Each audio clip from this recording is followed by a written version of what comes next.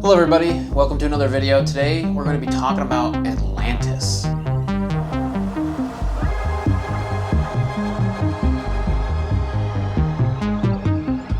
So Atlantis is not a new concept to the world by any means, but I think it kind of ties into, well, it does tie into the flat earth, or not the flat earth. I'm going to cut that. So Atlantis is not a new concept by any means. It's actually quite old, obviously. And then it ties into what we talked about last week with the Hollow Earth a little bit, and it also ties into a lot of the similar theories. The Hollow Earth and Atlantis kind of share some theories because some people believe that the Atlanteans are from the middle, the center of the Earth, and some believe that's where they win when everything collapsed and fell. It's something that I've always found really interesting, and I wanted to kind of dive more into it because I've been seeing stuff online about it, and I think it's such a cool concept, because again, it ties into that there's this great civilization before us type thing, and I find that to be super dope. So Atlantis, we're just going to cut all that. So the legend of Atlantis is that Atlantis was this super awesome, advanced, almost like city, continent, kingdom. And it's depicted that it's underwater, yes, because the legend is that it sank into the ocean. Before it sank, it was said to be kind of the pinnacle of everything, this city of gold, and it's like a utopia, and it's super advanced technologies, and the people are gods, in comparison at least. So here, and this is a quote from history.com. No written accounts of Atlantis exist outside of Plato's dialogue, including in any of the numerous other texts that survived from ancient Greece. So a lot of, for some reason, I feel like the concept and the aesthetic of what Atlantis used to look like or used to be is often associated with Rome for some reason, because I mean for obvious reasons, because Rome was this massive empire, super awesome and shit, and then it fell apart as all empires do. But I think there's just that parallel between Atlantis and Rome. And the oldest, like it said, the oldest record we have of Atlantis is written by the philosopher Plato. There's a lot of rabbit holes that you can go down with his accounts, and we're going to kind of dive into those a little bit. So he first mentions Atlantis around 360 BC, which can be found in his dialogues Timaeus and Critias. Again, I can't read. The dialogues claim to quote Solon, who was an Athenian, who was a statesman, a lawyer, a political philosopher, and a poet, who claimed to have visited Egypt between 590 and 580 BC. It is stated that the translation from Egyptian, it is stated that he translated Egyptian records of Atlantis and then told Plato about it.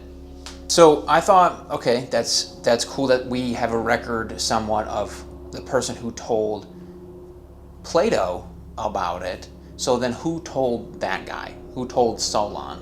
And according to wherever I found this, Sanchez, I believe, of Sais, or the Sate. I'm going to throw it up on screen because, again, I can't read. He was an Egyptian priest who told Solon that 9,000 years earlier that Athens had been in conflict with a great power of Atlantis, which was destroyed then in a cataclysm, Atlantis. And so that means 9,000 years prior to the dude that told Plato about it. So we're kind of building somewhat of a timeline for this knowledge being passed down, and that number, those numbers and those dates will be important as we go. Sanchez further described the capital of the Athenian Empire as being made of massive walls, which in turn were surrounded by circular islands protecting the inner citadel of the metropolis. Now, there is a difference between the city and the kingdom of Atlantis. I've noticed that it's just kind of lumped in, that some people say it's this or that. There is a difference. There's a lot of, like in the movies, it's always depicted as both, but there is a difference. It is said that the king, so like the city was like the main citadel, main center, that was just being described with the rings and the walls. That is the city. Now the kingdom of Atlantis stretched into parts of Europe, Libya, and to Egypt. So it's kind of how like Rome, there's Rome, and then there's the Roman Empire, and then this is claiming that there's Atlantis the city, and then Atlantis the empire or the kingdom. And if it does stretch into Africa and Egypt, and even up into Europe, like that whole area, and then I would then imagine not the Middle East, but the Mediterranean as well, because it's somewhat right there. I would argue that that's kind of maybe where the Egyptians have records of it potentially, and then also where the kind of association between Rome and the Atlantis like aesthetic or vibe kind of comes from. So we're going to come back to those numbers and these people a little bit later, but there's a few things that we need to discuss before we go any further.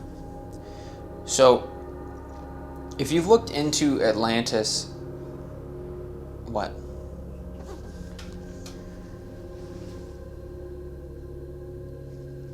Do you believe in Atlantis? Sorry, I'm going to restart that. So if you looked into Atlantis, you might have come across this topic of the place. How do I word this? I want to talk about the Eye of the Sahara. So this is also known as the Richat structure, and how it fits exactly what is being described as the city or the citadel of Atlantis. So Plato said that Atlantis was roughly 5,000 kilometers from Athens.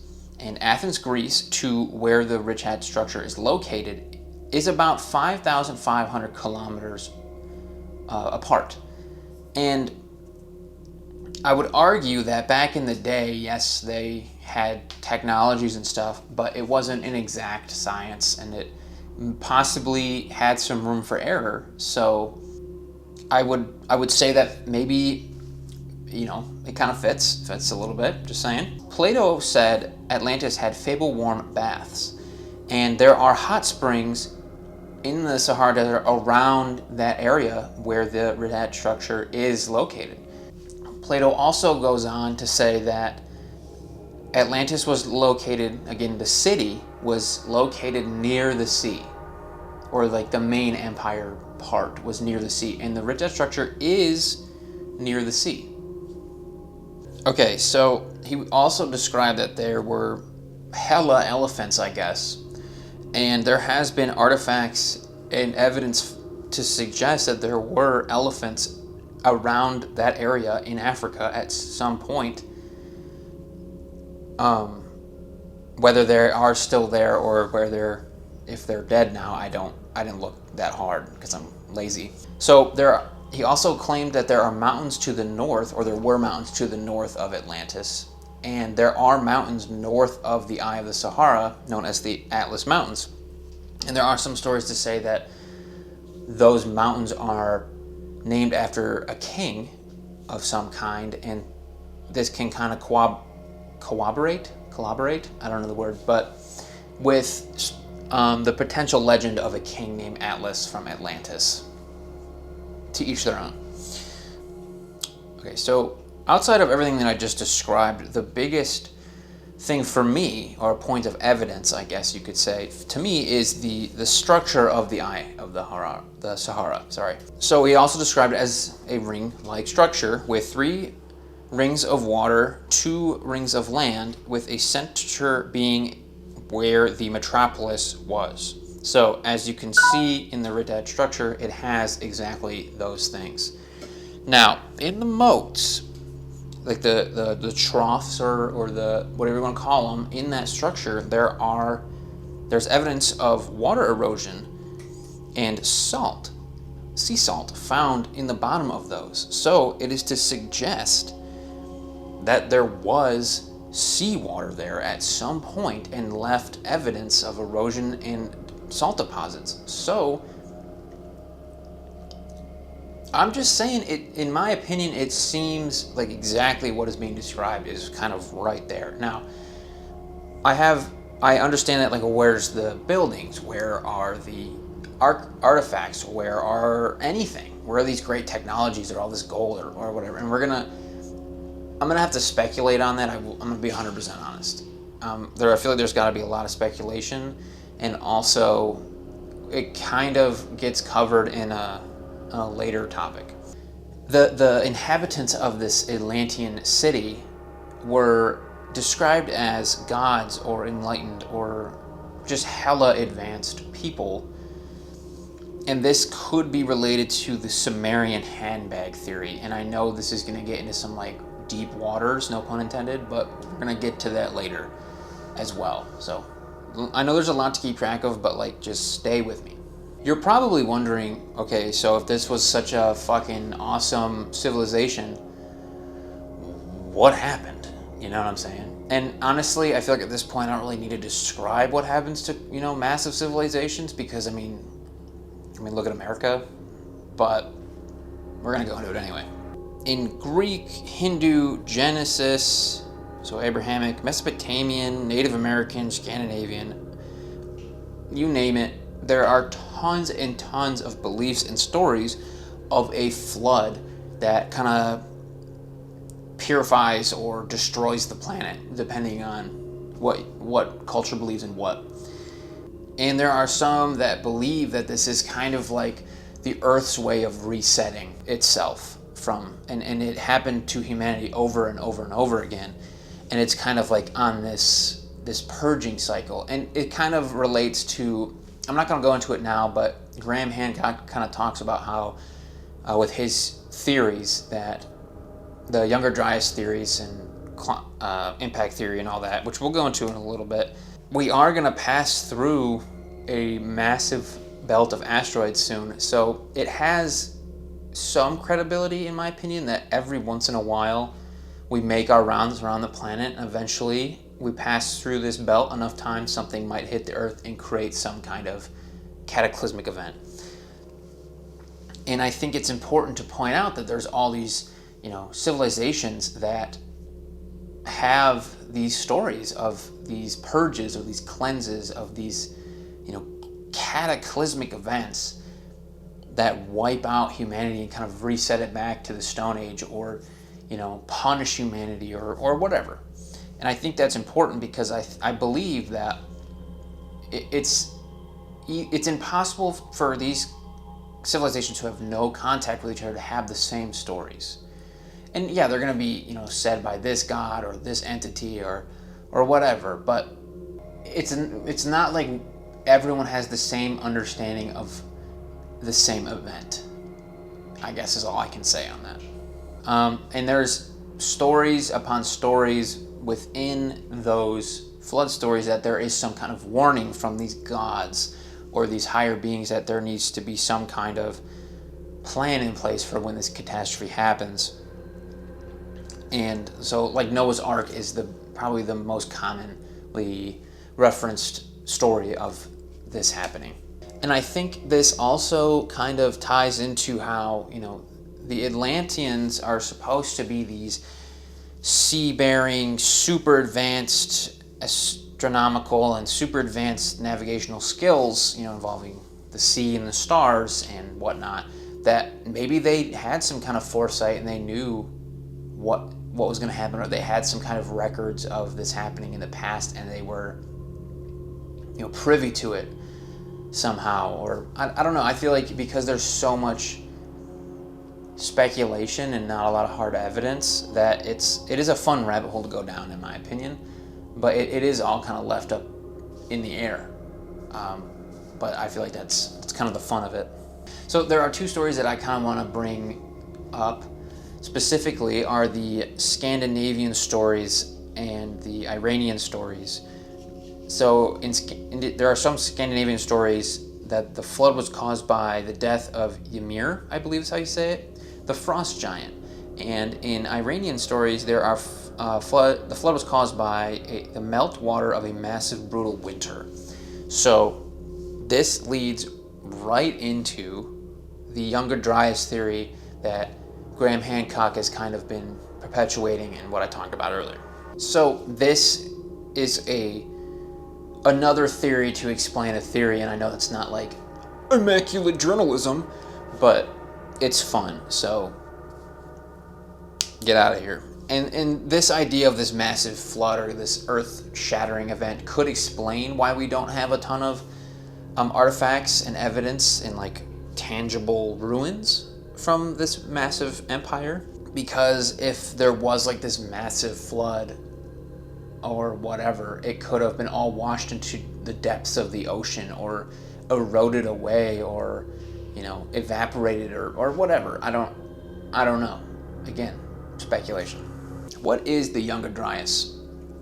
So the Younger Dryas was an ice age where a large amount of the northern hemisphere of the planet was covered in super thick ice, and the winter was absolutely brutal because that's all there pretty much was. And this occurred from about 12,900 years ago to 11,700 years ago. So there is a bit of a gap, but because it happened so long ago, there's gonna be, you know, a gap in time. And now this event, this Younger Dryas ice age, actually did happen. I know I kept saying that it's a theory, but the real theory is Younger Dryas impact theory, and the Younger Dryas is a real event that happened. The Younger Dryas impact theory kind of pushes this idea of an ancient apocalypse, and this also is kind of deemed as like pseudoscience or, you know, bad to talk about for some reason. And I feel like there are bigger things to worry about than some people believing that there was a massive, you know, ice age caused by an asteroid or some shit. So if that's what you're getting upset about, like, just don't. So this idea is kind of pushed more like not the proponents of, but two pillars in that community are Graham Hancock and Randall Carlson, and they do a lot of, like, you can see them on the JRE podcast, or I know Graham has books and all that. But the theory starts or proposes that there was either an airburst or some kind of comet impact around 12,850 years ago or so. Because of the impacts, the ice sheets of the Younger Dryas broke off and caused a massive flooding of the planet, and it just absolutely decimated everything. It changed the face of the planet. It just, I mean, if the Younger Dryas, I mean, okay, let's think of the dinosaurs for a second. So if a massive asteroid hit the Earth and then killed off all the megafauna, or most of it, and then add that to human civilizations or humanoid civilizations, and then add an ice age on top of that, I can't imagine that's going to be a great mix for anything to happen. And this obviously started with, you know, rising of the sea levels, and this could potentially lead to why it is said that Atlantis was sunk, because maybe a large part of it was in parts of the ocean that are now completely underwater. And with how destructive a comet or, you know, meteor shower could have been with along this massive flood and this ice age that they're just coming out of, who's to say anything, honestly. And so civilizations with this flooding happening, civilizations near the ocean or near the coast of anywhere are going to be fucked because of all of that ice and all of that water and the tsunamis and what else have you. It's in my opinion, it's not a dumb idea to think that maybe there could have been an ocean-faring, exploring civilization that was totally knocked out because of something like this. Now, if you want more in-depth evidence and discussion on the Younger Dryas impact theory, you can, if you want that, leave it in the comments and I'll do my own video, but I would just recommend just watching videos about it from Graham Hancock and Randall Carlson, because they're going to give you like the super details that I will never be able to understand. So if that's what you're into, I would definitely check that out. So let's wind it back a few. We're gonna hit reverse, and we're gonna talk about Solon again. Remember, he was the dude who went to Egypt to translate Athenian words. What am I trying to say? Documents. He was alive roughly 2,654 years ago, and was an Egyptian priest, and said that 9,000 years before his time, Atlantis was destroyed in a massive catastrophe. So, let's do some quick math.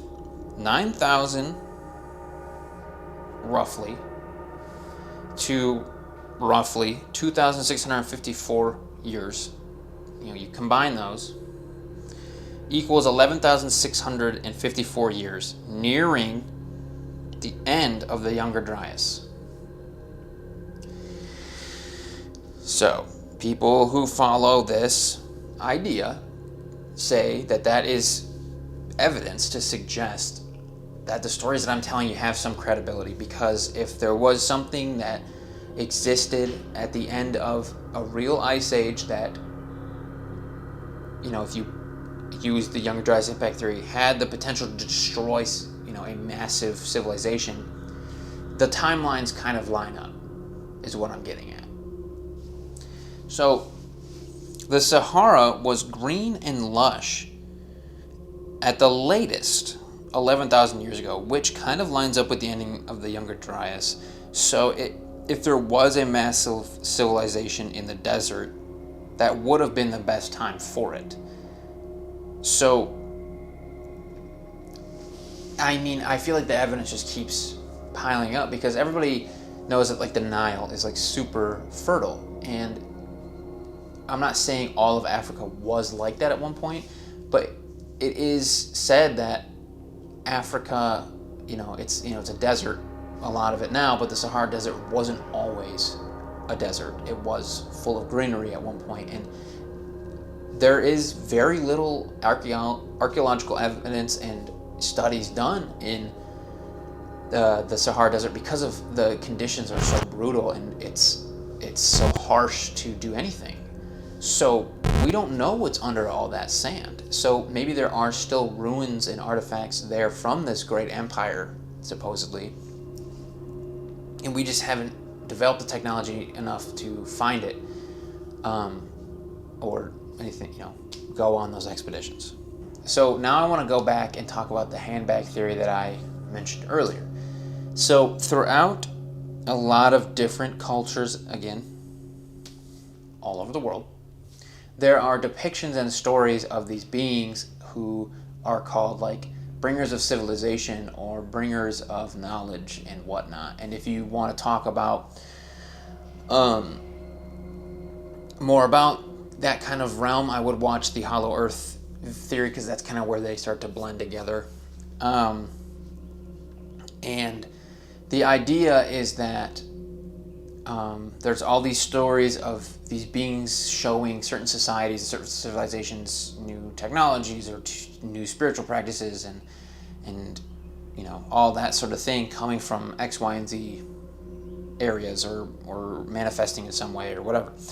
And so the theory suggests that there was maybe this ancient, advanced civilization that was destroyed, and the survivors took refuge in hunter-gatherer civilizations and tried to explain to them their practices and their beliefs and whatever.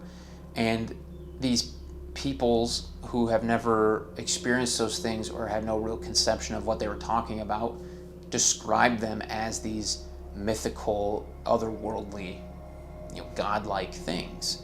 Another component to this theory is that there are hunter-gatherers in the world today still, and some are uncontacted and some aren't. And the ones that are contacted, there are some that have no exposure to what somebody like you and I would have. Like I am sitting in front of a camera with my phone for notes, and you're watching this on some kind of screen somewhere, potentially with headphones that these people have never noticed before or never been exposed to or whatever. And if you try to like let's take AI. Like AI has been emerging now for how long, and it's becoming more and more prominent. If you go to an uncontacted tribe and try to describe just AI or how computers work or how a car is built, like they're gonna have no reference of what that is like or what that means or whatever. So what you're describing to them is totally out of their realm of description. And I'm not saying all of them. Again, I want to preface that I'm not saying that they're dumb or stupid. They're just uncontacted. They're not exposed to massive, corporate development and all that kind of stuff. And so, like when I talk about this theory to my friends, I often, hey, like one of my friends knows a lot about cars, and it's like, if the world ended, or the world, like, and we had to take refuge with these hunter-gatherers, and he tried to describe how a car works and how to fix a car and how to build a car and how gasoline powers it, people are gonna think that is insane. They could totally describe that as like, these beings showed up out of nowhere and they were talking of these great chariots that were loud, and they, came in on these flying, tanks, or these flying, smoking, just like, how would they describe a plane? So it's not, I think there is some discussion to be had about like that giant game of telephone, I guess you could say. So on another little side story, there is this document known as the Adam and Eve story, which can be found parts of it can be found on the CIA website, but you can find it, you can buy some online, but you can also find PDFs. And it was a classified story shortly after released by the CIA. And now you can get a print with only 57 of the 240 something pages of it.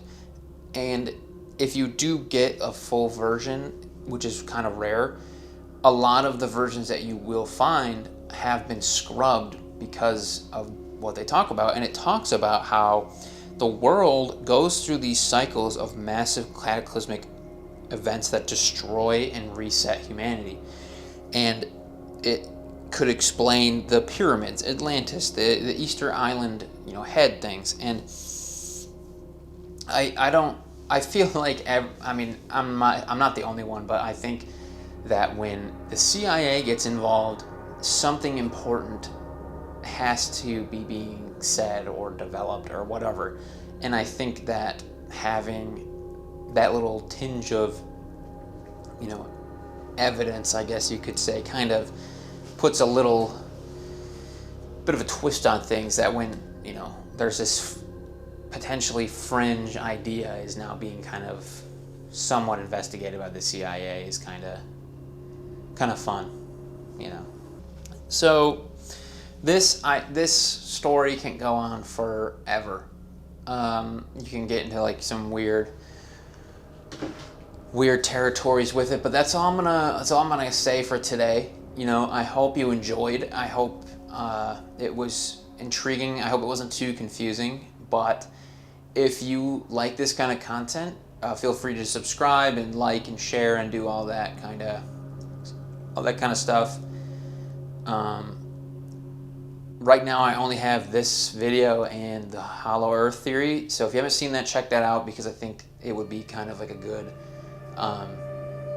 side piece to this as well. And if there's any theories or any rabbit holes that you want me to go down for future videos, please let me know in the comments. And